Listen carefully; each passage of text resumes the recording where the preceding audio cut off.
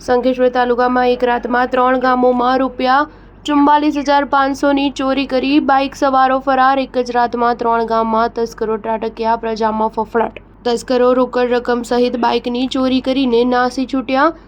કુંવારદ ગામે તસ્કરોએ પાર્લરને નિશાન બનાવી ચોરી કરી। પોલીસ પેટ્રોલિંગ વધારવા પ્રજાની માંગ।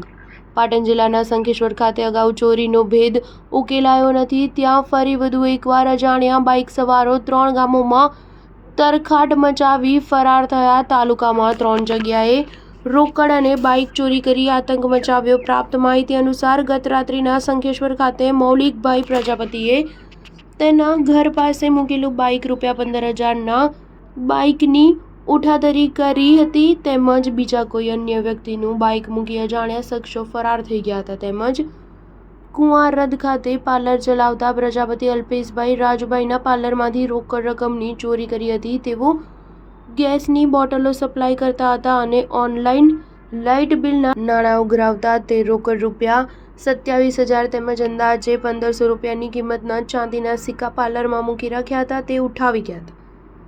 સાથે જ ટાયર પંચરની દુકાનના તાળા તોડ્યા હતા અને મુજપુર ગામે દરબાર જાલમસંગ કાનજીભાઈના પાન પાર્લરનું તાળું તોડી રોકડ તેમજ અન્ય સામાનની અજાણ્યા તસ્કરોએ ચોરી કરી હતી। આમ એક રાતમાં 3 ગામોમાં અજાણ્યા શખ્સો ચોરી કરીને અંજામ આપી ફરાર થવામાં સફળ રહ્યા હતા।